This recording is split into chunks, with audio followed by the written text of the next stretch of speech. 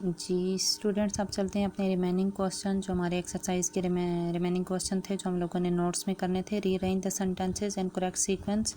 इनको रीअरेंज करना है सेंटेंसेस को, जो हम सीक्वेंस हमारा यूनिट के मुताबिक जो इवेंट अकर हुए थे उस सीक्वेंस के मुताबिक। बुक पे आपके पास इनकरेक्ट सीक्वेंस मौजूद है और ये आपको करेक्ट सीक्वेंस में करके दे दिए गए हैं। आप लोग उधर से पढ़ोगे तो आप लोगों को ये बात बहुत अच्छे से समझ आ जाएगी। सबसे पहले कौन सा इवेंट हुआ था कि वो यंग प्रोफेशनल थी, wish to save the world, वो करना चाहती थी दुनिया को सेव करना चाहती थी। वन डे फिर standing at the bus beside of a young bus accident victim, I wondered if she could make the same recovery as other. ठीक है। सेकंड था वी डू नॉट, थर्ड था we do not much hope for her, फिर वो उनको ज़्यादा hope नहीं थी डॉक्टर्स को।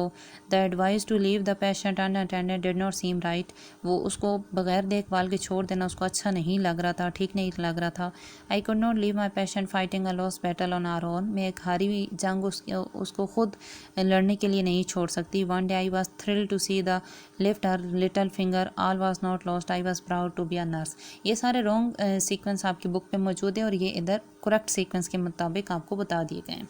नेक्स्ट क्वेश्चन है हमारे पास, identify the phrases and idioms in the lesson and use them in sentences.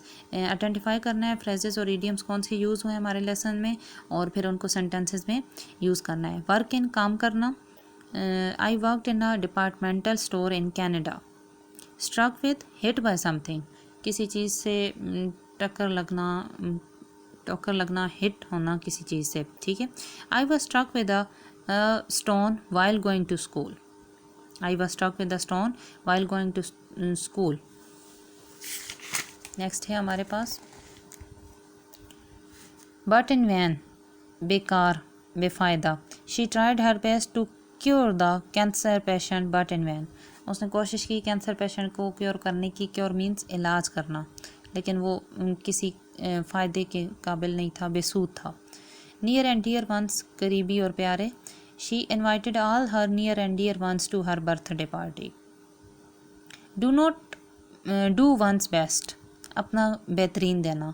I am doing my best to achieve my goal. Suffer from, मुब्तला होना। Yesterday I did not come to school because I was suffering from cholera, हैज़ा को बोलते हैं। Makeup, decided, अपना mind बना लेना किसी चीज़ के लिए। I have made up my mind to get good marks in examination. Make up one's mind, अपना दिमाग किसी चीज़ के लिए बना लेना, मतलब कोई भी चीज़ डिसाइड कर लेना। I have made up my mind to get good marks in examination. Work on, काम करना। वी वर्क ऑन, किसी चीज़ पे काम करना। वर्क ऑन, किसी चीज़ पे काम करना। We work on this project for a long time. Pop in, एक माइंड में चलना, आना, उमड़ आना। सीक्वेंस मतलब एक के बाद एक क्वेश्चन का आना। Questions popped in my mind during lecture. Look for, तलाश करना। The police was looking for the thief, police को थीफ को तलाश कर रही थी पुलिस। इंटर इनटू मतलब एक किसी नए बॉन्ड में, किसी नए रिश्ते में मुंसलिक होना। She entered into a bond of friendship, एक फ्रेंडशिप के बॉन्ड में with a new friend, new friend से एक नए फ्रेंडशिप बॉन्ड में वो आ गए, मतलब उनसे उनकी दोस्ती हो गई। नेक्स्ट है हमारे पास मेक अ लिस्ट ऑफ कॉग्नेट्स। कॉग्नेट्स क्या होते हैं? कॉग्नेट्स होते हैं मतलब एक ही ओरिजिन से वर्ड्स का आना। ठीक है। अब जैसे सिबलिंग्स हैं, ब्रदर सिस्टर, वो क्या है? वो हमारी एक ही फैमिली की बात है। ठीक है। एक ही, जैसे अब खेती बाड़ी से रिलेटेड तमाम चीज़ें जो हैं वो एक ही ओरिजिन से हैं। जितनी भी मैं चीज़ों के नाम लूँ तो वो एक ही ओरिजिन से हैं, तो वो हमारे कॉग्नेट्स हैं। इसी तरह हमारा जो ये मेडिकल प्रोफेशन है, इससे रिलेटेड जितनी भी बातें हमारे यूनिट में यूज़ थी, कुछ हमने ली तो वो हमारे कॉग्नेट्स हैं। मतलब something coming from which is related from same origin is called a cognates. ठीक है। अब nurse, accident, bus, bed, normal, patient, ward, training, course, ये सारा प्रोफेशनल मेडिकल प्रोफेशन से रिलेटेड है, तो ये हमारे क्या कहलाएंगे? सेम ओरिजिन्स हैं, तो कॉग्नेट्स कहलाएंगे।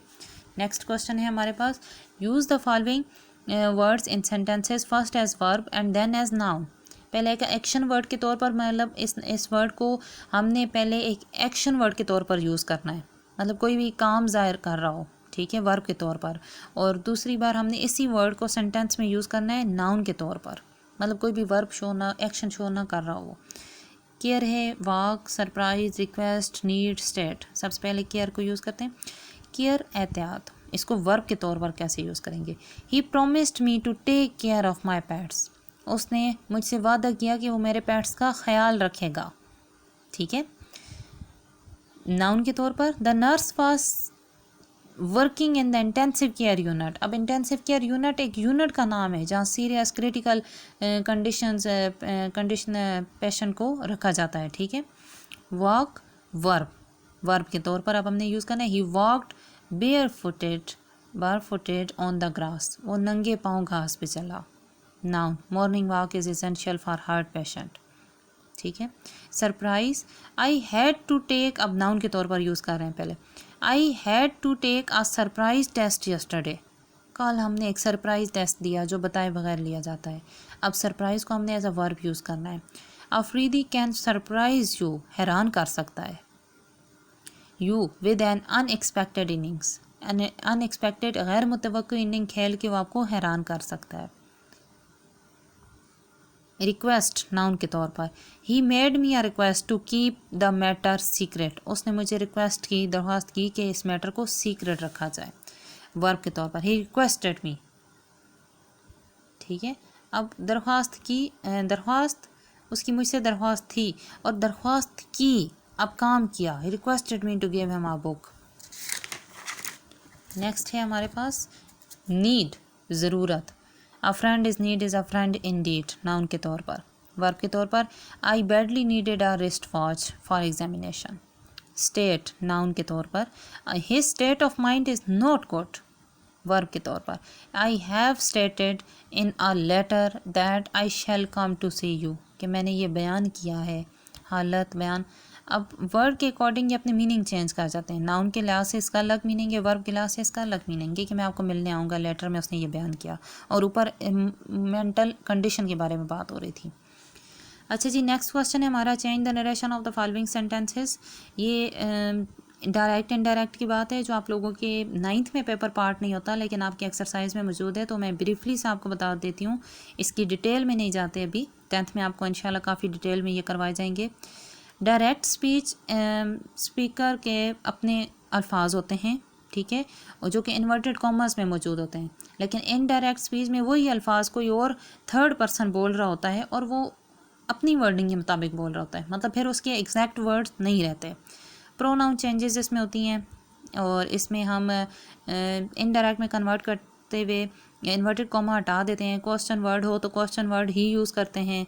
अगर सिंपल पॉजिटिव सेंटेंस हो तो पॉजिटिव सेंटेंसेस में दैट लगा के प्रोनाउन चेंज करते हैं, और इंटेरोगेटिव हो तो फिर उसके मुताबिक ASMR यूज़ करते हैं। नेगेटिव हो तो नो टू या फॉरबैट का वर्ड यूज़ करते हैं। लेकिन ये आपको इतनी डिटेल में नहीं करवाए जाएंगे, बस आपको सिर्फ ब्रीफली सा बता रही हूँ। इसकी डिटेल आप लोगों को नेक्स्ट क्लास ही में करवाई जाएगी। He said to him what are you reading. अब क्वेश्चन मार्क है एंड में, व्हाट आर यू रीडिंग, उसने उससे पूछा क्या पढ़ रहे हो तुम। अब व्हाट आर यू रीडिंग उसके स्पीकर की एक्चुअल वर्डिंग है, ठीक है। इन्वर्टेड कॉमा हट जाते हैं और इधर क्वेश्चन मार्क मौजूद है, लेकिन अब जब हम इसको इनडायरेक्ट में कन्वर्ट करेंगे तो हम क्वेश्चन मार्क एंड में पुट नहीं करेंगे। He asked what he was reading, what he was reading.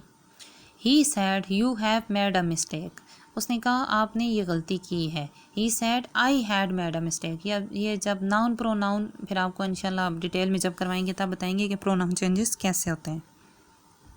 She said do not waste your time, she forbade me. No two भी लिख सकते हैं और फॉरबैड मी, टू वेस्ट। अब इधर दैट का वर्ड नहीं यूज़ करेंगे क्योंकि इधर हमारे पास मौजूद है नेगेटिव सेंटेंसेस।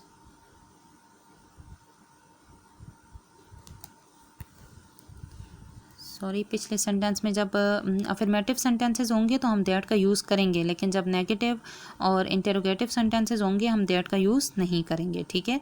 ये हमारे पास अफर्मेटिव सेंटेंस था, you have made a mistake, तो हमने क्या करना था, he said that, inverted comma remove करके हमने दैट का वर्ड यूज़ किया, I had made a mistake, ठीक है।